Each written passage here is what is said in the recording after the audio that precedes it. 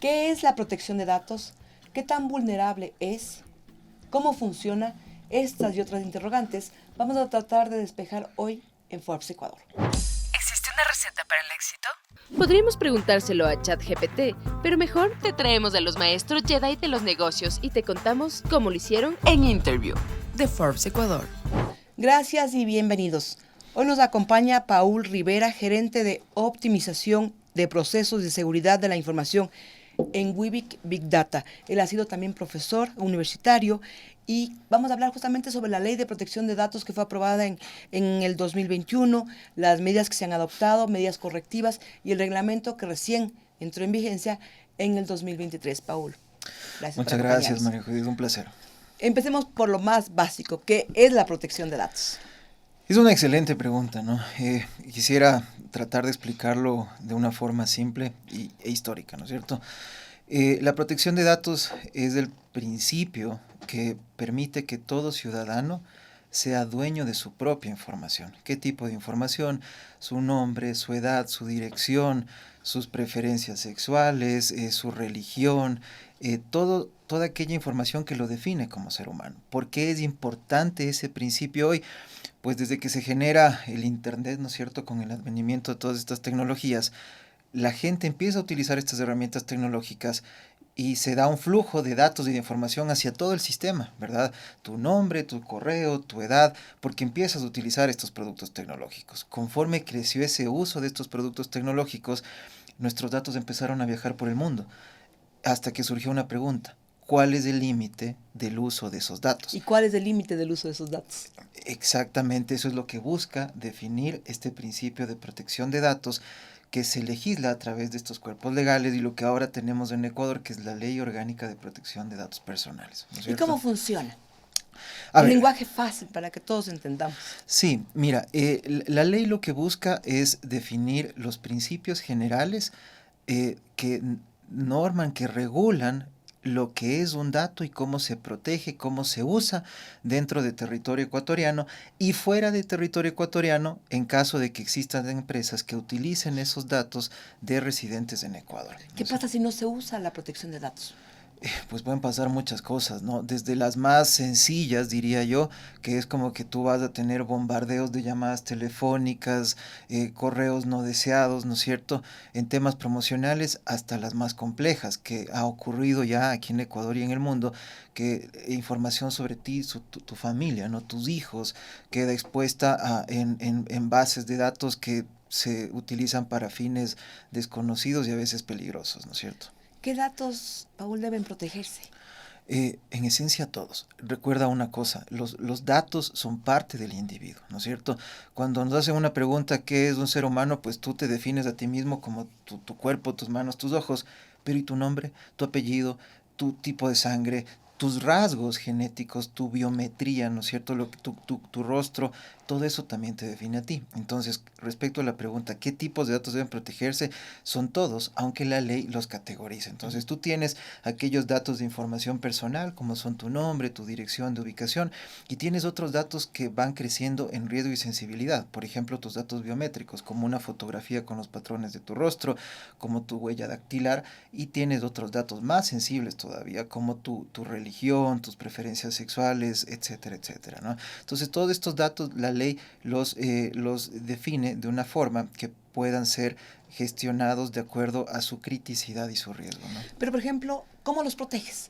Ya en la practicidad, un ejemplo. Ya, imaginémonos que tú estás navegando en internet, ¿no es cierto? Encuentras un servicio, por ejemplo, que quieres contratar para adquirir una limpieza de tu casa de forma mensual. Ingresas a la página web de esta empresa, la empresa te va a pedir ciertos datos, tú llenas el típico formulario, ¿no es cierto? Nombre, apellido, edad, ubicación, por qué te interesa y ciertas cosas. El momento en que tú das a aceptar, le estás enviando esa información a la empresa, ¿no es cierto? Ya le diste tu identificación, dirección y otras cosas. Ahí es cuando arranca el principio de protección de datos. Primeramente, la empresa tiene que informarte a ti para qué fines va a utilizar esos datos que tú estás entregando. Y tú debes expresar un consentimiento informado.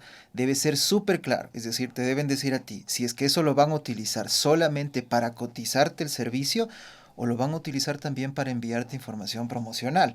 Pero tú debes dar un consentimiento informado sobre cada una de esas cosas de forma absolutamente transparente. Pero eso no ocurre.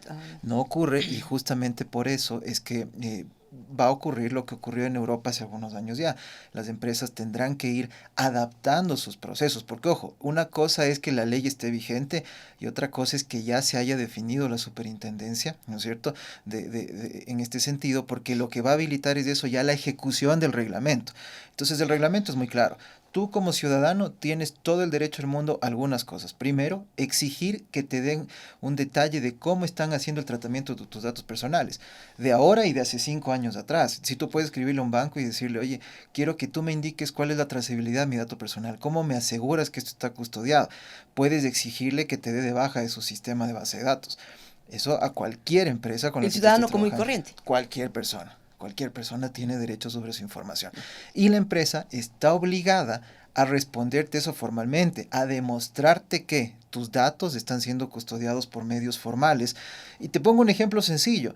Si tú pusiste tus datos en una página web, lo que ocurría hasta hace algún tiempo y sigue ocurriendo es que muchas empresas almacenan esto en famosas bases de datos de Excel, que cualquier empleado de la empresa puede descargar, la puede utilizar y a veces hasta se pueden compartir por correo electrónico. Es por eso que recibimos tantas llamadas de diferentes empresas ofreciendo productos o de bancos o entidades financieras ofreciendo tarjetas de crédito, créditos preaprobados, venta de autos.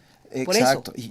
y ojo, el perfil crediticio de una persona es uno de los tipos de datos que está protegido por la ley. Y eso lo referimos a un sigilo bancario, más o menos, ¿no? Exactamente. Pero no funciona, entonces. No, es que recién está empezando. Ah. Entonces, fíjate, justamente lo que tú dices, estamos hablando de un antes y un después. O sea, esto es cultural también, ¿no es cierto? Culturalmente en Ecuador, las empresas y las personas nos movíamos, vamos a hablar, por una informalidad en la gestión de la información. Con la ley, el reglamento y la superintendencia, esto se va a formalizar de una forma en la cual no estábamos acostumbrados, pero para bien, porque le va a dar institucionalidad al país en ese sentido. Paul, ¿podríamos decir que va a ser como un borrón y cuenta nueva, como ocurrió en su momento con el Servicio de Rentas Internas? Creo que la analogía es muy válida, porque justamente cuando empezó la generación de una cultura tributaria en Ecuador, las empresas y los individuos tuvimos que irnos adaptando a esa cultura tributaria, a saber qué es un pago de impuestos, a tener nuestros procesos contables, nuestros sistemas de información, nuestros controles y demás. Ha tomado mucho tiempo y hoy somos una sociedad que tiene su relativa madurez en ese sentido. En el tema de datos va a pasar lo mismo, porque las empresas tendrán que capacitar a sus empleados para que entiendan la importancia de la protección de datos. Tendrán que fortalecer sus procesos para que puedan hacer eso. Tendrán que definir sus protocolos y sus procedimientos para que eso esté explícito allí, ¿no? Es un trabajo fuerte. Un hecho muy simple. Todas las empresas que manejen datos personales van a necesitar recibir el consentimiento informado de todos sus clientes. Eso implica que tú, yo, cualquier persona necesita dar empresa por empresa esa confirmación y decir, yo acepto que tú uses mis datos. Tienen que llamarnos entonces. Tienen que como generar clientes, un mecanismo. digamos. Los mecanismos justamente son uno de los puntos que se desarrollan cuando se implementa un sistema de gestión de protección de datos personales. Es el mecanismo de captación del consentimiento informado. Pueden ser llamadas, o sea, pero tú tienes que firmar o tienen que grabarte el consentimiento informado, como algunos ya lo hacen ahora, o tienen que declararlo a través de un medio electrónico y tú seguir un flujo, ¿no es cierto?, donde tú puedas dar eso, pero tiene que estar registrado. Por ejemplo, cuando uno entra a una página y quiere obtener información, te ponen, manejamos cookies, aceptas, ahí estamos ya dentro con esto de la ley de protección de datos, o es independientes. En parte sí, ¿no es Porque cierto? te ponen aceptas términos y condiciones. Claro, Y uno, claro, necesita la información, dice acepto todo. Es que eso es algo interesantísimo lo que tú comentas y por eso se va a abrir un debate social fuerte conforme esto se siga aplicando. ¿Por qué? Porque al principio el consentimiento informado es informado, ¿no es cierto? Ahora, si te sacan algo muy rápido donde tú estás forzado a poner aceptar y obviamente no estás plenamente consciente de lo que estás aceptando, estás aplicando un consentimiento desinformado o parcialmente informado, que es muy diferente y que obviamente puede ser sujeto de un análisis, ¿no? ¿Y qué pasa en ese momento que les estás dando el consentimiento poco informado para que manejen tus datos? Mira, o sea, ya han habido casos. A ver, hay que dividir dos cosas. Aquí en Ecuador el tema de la implementación del reglamento de la ley está empezando, va a iniciar, ¿no es cierto? pero tenemos ya casos fuertes, muy sonados a nivel internacional. Entonces ya han habido dictámenes, resoluciones por parte de varios órganos internacionales que han sancionado a muchas compañías por mal utilizar este principio del consentimiento informado, engañando a las personas, ¿no? Por ejemplo, hubo un caso muy sonado recientemente donde una empresa pagaba a las personas con bitcoins a cambio de su biometría, es decir, tú tomabas una foto de tu rostro y hacías un intercambio por medio bitcoin, ¿no es cierto? Entonces la gente lo hacía porque no estaba clara de lo que eso implicaba, pero ¿te imaginas como individuo lo que es dar tu rostro, tu biometría, para que sea utilizada por una compañía para fines, por ejemplo, de entrenamientos de modelos de inteligencia artificial? Se puede dar estafas, casos de estafas y todo. Tantas cosas que se pueden dar, ¿no? Entonces, en ese caso, la compañía fue sancionada fuertemente. A propósito de esto, ¿hasta dónde tienen derecho las compañías de utilizar la información que tú Hasta donde proporcionas? tú se lo permitas a través del consentimiento informado. La compañía normalmente, y ojo, la ley define obviamente un uso legítimo de los datos, dependiendo si es una empresa privada, el Estado tiene otro uso legítimo a los datos, ¿no es cierto?, por temas de seguridad y demás. Ahora, una compañía tiene que declarar justamente para qué va a utilizar. Entonces, hay ciertos usos comerciales como para que te manden promociones, hay usos propios de la finalidad del servicio para que te provean el servicio que tú debes dar. Por ejemplo, una compañía de transporte tus hijos, debes saber dónde vives para ubicarte, ¿no es cierto? Ese tipo de cosas son las que se van definiendo. ¿Y los datos sensibles, por ejemplo, cómo lo manejan? ¿Cómo se deben manejar? Me imagino que poco a poco en el reglamento estará definido eso, pero ¿cómo se maneja? ¿Y quién define si son datos sensibles o no? Eso está definido ya en el reglamento. Entonces, tienes niveles de criticidad y de riesgo, ¿no? Los más sensibles tienden a ser datos biométricos, pues, rostro, huellas dactilares, ¿no es cierto? O datos también de preferencias sexuales, religión y demás. Muchos de esos no son necesarios para que tú te provean un servicio, entonces ni siquiera deberías proporcionárselos a la compañía, ¿no es cierto? Pero eso ya está normado. Ahora, lo que es importantísimo es que la empresa, para evitar cualquier tipo de sanción, se asegure que no está manejando este tipo de data y que si la maneja, sus protocolos estrictamente bloqueen esto, ¿no? Y aquí soy muy tajante, porque los datos estamos acostumbrados a manejarlos aquí en Ecuador y en general en América Latina, que te paso por correo electrónico la información de tal persona, que te paso por WhatsApp, fíjate los grupos de WhatsApp, te comparto el contacto de fulanito, te comparto el correo. Todos esos son medios electrónicos de transferencia de información y de data personal. Entonces las empresas todavía no son muy conscientes. Y las personas tampoco. ¿Cómo va a funcionar eso entonces? Exacto, va a ser justamente un paso evolutivo. Leía que en una de las declaraciones del nuevo superintendente decía que justamente cuando él dio su ponencia para inicial, él mencionaba que va a ser un proceso primero de educación y de generación de conciencia. Una socialización, digamos. Claro, claro. Es que en esa socialización de lo básico, digamos, yo ya no podría pasarte, te voy a pasar ahorita el correo y el número telefónico de tal persona por WhatsApp. Es que o ya no habría cómo. Ahí viene la importancia. La ley aplica. La ley define un rol que es el responsable del tratamiento de los datos. Ese responsable tiene que ser una persona jurídica o persona natural que tenga actividad comercial, ¿no es cierto? Entonces, en ese sentido, si tú lo estás haciendo como parte de la empresa en la que trabajas, obviamente estás incurriendo en un mal uso porque estás utilizando un medio informal no controlado por ti, que no tiene las seguridades del caso, para transmitir información. Todo eso tiene que ser analizado. Por eso es importantísimo aquí un término, el tema de los sistemas de gestión de protección de datos personales. Una analogía muy sencilla para no alargarnos en esto demasiado es, recuerden que todas las empresas tienen protocolos de seguridad y salud ocupacional. Lo propio es los protocolos de protección de datos personales, ¿no es cierto?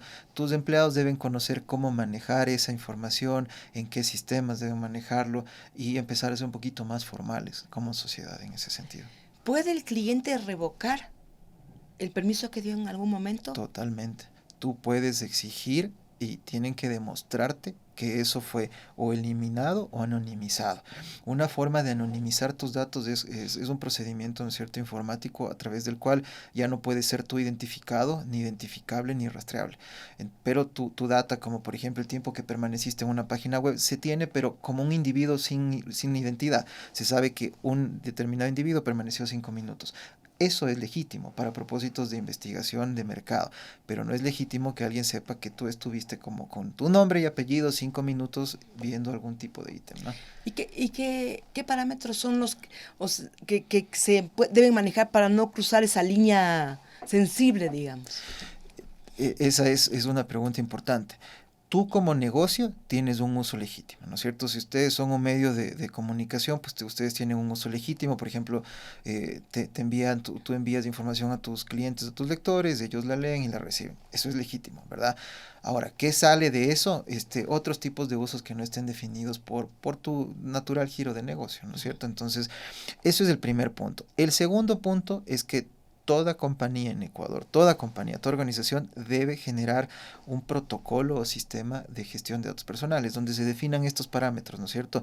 ¿Qué se puede, qué no se puede hacer, por qué medio? Y es un trabajo muy individual, es un traje a la medida para cada compañía en función de lo que le dicta la ley. ¿Y esa compañía debe entregar eso a la superintendencia? ¿A dónde? La superintendencia puede actuar por denuncia o por oficio. Entonces, cualquier ciudadano puede decir, oye, yo presumo que están mal utilizando mis datos, ¿no es cierto? Puede ponerte una denuncia porque tú como compañía no le respondiste.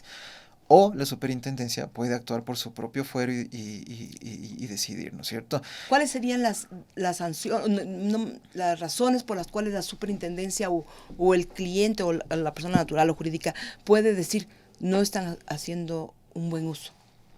Ya, por ejemplo, o sea, un caso así chiquito, concreto, que pueda servir como ejemplo para entender, digamos. Correcto. Tú haces una compra de una cuna de bebé en línea, ¿no es cierto? Pusiste tus datos, tu nombre, tu número de cuenta, tu correo y demás, pagaste ya.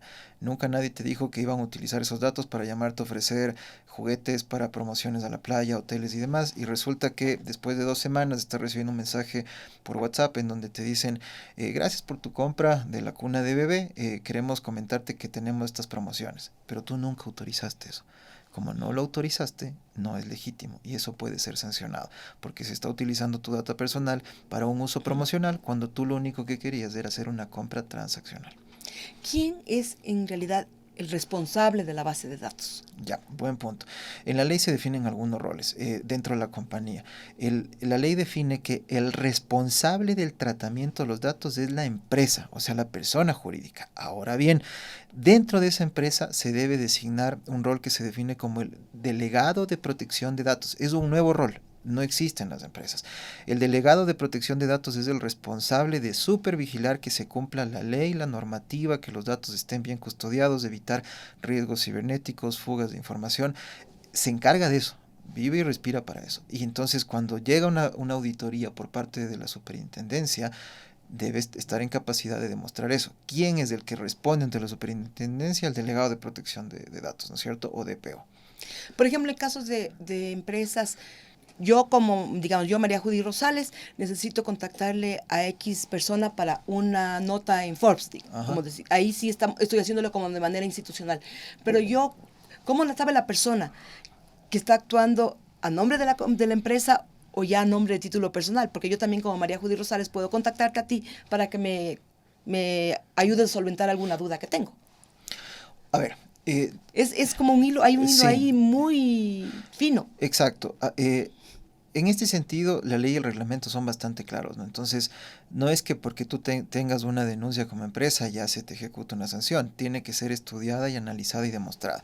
Imaginémonos que un ex empleado se lleva el nombre de la compañía y dice, le miente a un potencial cliente, le dice, yo sigo actuando por esta empresa y tú confías en eso, pues y sigue trabajando. Y después tú pones una denuncia de mal uso de información o de tus datos respecto a esa empresa, pues la empresa se va a defender, ¿no es cierto? Va a decir, mira, yo ya protocolicé, no hice este contacto, esta persona no trabajaba conmigo, y mientras tú lo puedas demostrar, está perfecto, ¿no es cierto? Pero es todo un tema de poder demostrar, de tener la evidencia para demostrar lo que has hecho, ¿no? El reglamento entró en vigencia en el 2023, han pasado, digamos, unos 6 meses. Sí. ¿Existe ya alguna sanción, algún llamado de atención? No, o sea, a ver, desde la publicación del reglamento, el siguiente paso que se tomó como Estado fue la designación del superintendente, que es la máxima autoridad del órgano rector. Con la designación del superintendente va a empezar la institucionalización ya de la superintendencia, ¿no es cierto? Y es la superintendencia la que va a empezar a definir ya estos protocolos, estos procedimientos. Es decir, esto está iniciando y se está armando. Ahora, ¿por qué es tan importante hacer las cosas a tiempo? Normalmente un montaje robusto de un sistema de gestión de protección de datos personales en una compañía toma algún tiempo, entre capacitar a tus empleados, entre montar tus procesos, entre tomar las medidas tecnológicas y demás. al menos, en el mejor escenario, te va a tomar entre 8 y 12 meses. Puede tomarte hasta 2 años, ¿no es cierto? Dependiendo del tamaño de la empresa. Entonces tú necesitas prepararte con tiempo para este proceso, porque si ya lo haces de forma extemporánea, ahí sí te vas a someter al problema que conlleva una sanción o inclusive afectaciones a la reputación, ¿no? Porque una de las cosas que te obliga la ley a hacer es que, por ejemplo, si tú eres un banco y tú tuviste una brecha de seguridad, tú estás obligado a notificar a tus clientes de la brecha de seguridad, lo cual no siempre se hace, ¿no es cierto? Entonces, por eso es muy importante. La banca en realidad es uno de los que más ha avanzado. Ellos ya están bastante avanzados en este sentido, pero recuerda que en Ecuador hay más de 1 millón de empresas y todavía muchos ni siquiera están enterados que esto ya está empezando a funcionar. Y en relación a América Latina, ¿cómo está el Ecuador en este tema de la protección de datos? O sea, Ecuador es uno de los que empezó más tarde, ¿no es cierto? O sea, ya tenemos avances más importantes en nuestros mismos países vecinos. O sea, América Latina ya ha venido avanzando. Recordemos que la LOPD de Ecuador se deriva de la GDPR de Europa, ¿no? El Reglamento de Protección de Datos Personales Europeos, que ellos son pioneros en este sentido. Entonces ahí ya tiene más de una década funcionando, trabajando y demás, y lo han ido replicando algunos países en ciertas normativas, Colombia, Argentina, Chile. Aquí en Ecuador ya empezamos, ¿no es cierto? Pero no somos pioneros, ¿verdad? Sin embargo, estamos ya haciendo nuestra tarea. Paul, para finalizar, ¿qué tips, recomendaciones, consejos podrías dar a una persona común y corriente para que proteja sus datos? Ya, primero es la obligación de todo ciudadano estar consciente que su data personal es sensible y valiosa, ¿no es cierto? Entonces hay que generar ese nivel de conciencia y siempre tomar en cuenta que nada es gratis, ¿no? Entonces el uso de cualquier tipo de plataforma, si no lo pagas con dinero, lo estás pagando con tu información.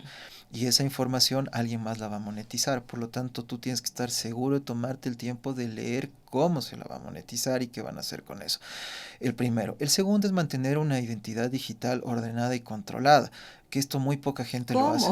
Claro, es que mira, tú entras, es muy fácil ver y a mí a veces me preocupa, sobre todo en la gente más jovencita, porque tú ves que tienen su información, fotografías, perfiles regados en la web, ¿no es cierto? Con la fotografía de una persona tú puedes hacer muchísimas cosas, ¿verdad? En algunos casos colocan nombres, lugares de residencia, edad, donde trabajan, correo electrónico, fecha de cumpleaños. Entonces, tener cuidado. Así como en la vida real tú no abrirías la puerta de tu casa y la dejarías abierta siempre, tampoco lo hagas en internet, ¿no es cierto? O sea, ten cuidado de dónde está tu información, controla, educa a tus hijos. Tú no dejas que un menor de edad o tu hijito pequeño camine por la calle sin tener un adulto al lado. ¿Cómo le dejas que en internet esté así si ahí las autopistas son más peligrosas, ¿no es cierto? Siempre deben ir acompañados. Eso en términos generales. Y obviamente también empezarte a empapar. Alguien decía hace poco que la ley es para todos, no solamente para las empresas que proveen servicios, sino para los ciudadanos que ahí tienen un instrumento para ejercer sus derechos. Entonces, en la ley está cuáles son tus derechos como ciudadano, qué puedes hacer y cuáles son tus obligaciones. Y empezar a aprender, ¿no es cierto? Así como tú como ciudadano empiezas a aprender cuáles son tus derechos en términos y obligaciones tributarias, en términos electorales, igual es acá. Hay un trabajo todavía por el que hacer ahí. ¿Cuáles son los derechos de los ciudadanos? O sea, un ciudadano tiene derecho a saber de forma completamente abierta y transparente en qué se está utilizando su información por cualquier tipo de empresa con la que haya trabajado, pedir que se den de baja sus datos de cualquier sistema empresarial inmediatamente, asegurarse y puede pedir, ¿no?, que le den informes de trazabilidad de cómo se ha utilizado su información, con qué otras compañías se ha compartido, es tener acceso a conocer qué han hecho. ¿Y las obligaciones? Como ciudadano, al ser tú el que está proporcionando tus datos, tú no tienes una obligación per se de oficio. Sin embargo, sí hay una obligación inherente en el sentido de que estás obligado a conocer la ley que rige uno de los aspectos del Estado en el que tú estás viviendo. Paula, hay todavía mucha tela que cortar en este tema, la verdad, y estamos totalmente en etapa inicial, en pañales, digamos, porque hay un desconocimiento total de las personas también. Es necesario una socialización importante. Correcto. Para que esto llegue a a implementarse en este 2024 y principios del 2025. Sí, y es importantísima la socialización, hay que ver el trabajo que va a hacer la superintendencia, pero también recordemos que el desconocimiento de la ley no exime de cumplirla. Entonces las empresas están obligadas a cumplir ya, más allá de si hay superintendente o no, porque este es un tema que tienen que hacerlo, ¿no? Entonces es importante que empiecen a tomar ya precauciones en este sentido y a implementar estos sistemas. Gracias, Paul, por toda Un la placer. información que nos has entregado y por todo tu conocimiento sobre optimización, digitalización y procesos de seguridad. Un placer, un gusto. ¿Existe una receta para el éxito? Podríamos preguntárselo a ChatGPT, pero mejor te traemos a los maestros Jedi de los negocios y te contamos cómo lo hicieron. En Interview de Forbes Ecuador.